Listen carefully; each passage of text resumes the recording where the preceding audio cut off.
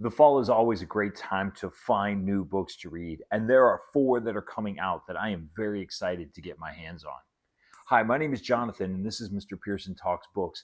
I'm an elementary school teacher that likes to read middle grade fiction so that I can make recommendations to my students, to their parents, and to other teachers.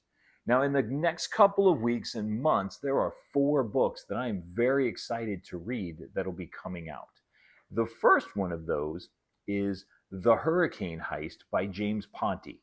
And this is the second book in the Sherlock Society series. The Sherlock Society series is about a brother and sister and their two friends, plus the grandfather who solve mysteries.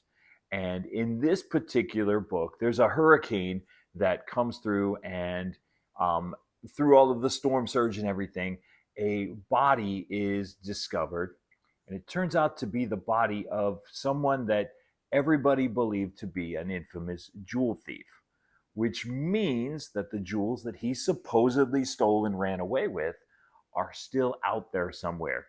The Sherlock Society is on the case to try to find those missing jewels. This book will be available on September 2nd. The second book is The Poisoned King by Katherine Rundell, and this is the sequel to the book Impossible Creatures. Impossible Creatures was a book that reminded me very much of The Never-Ending Story or The Princess Bride. There was lots of, for lack of a better term, impossible creatures in it. Well, in this particular book, Christopher, he dreams of the archipelago, which is the land that has all of these impossible creatures, and wakes up to find himself there.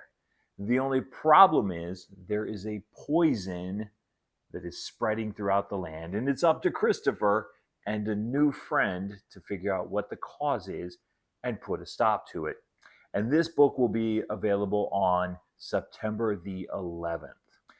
Then, after that, is another book that I'm very excited for, and this is called The Rise of Neptune, and it is the sequel to The Last Dragon on Mars by Scott Reigntgen. In this particular book, Lunar, who was the main character of The Last Dragon on Mars, and his dragon Dread, after helping to free Mars like they did in the first book, they discovered that the dragon from Neptune is on their way to do battle. But as the battle takes place, some things aren't going exactly the way that they're supposed to, and it might be a trap. So, Rise of Neptune, this book comes out on October the 7th.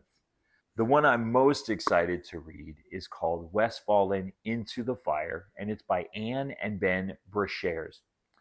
And in this book, this is the sequel to Westfallen, Henry, Francis, and Lucas, they thought they had figured a way out of Westfallen into fixed time, but it turns out things are still just as bad as they thought.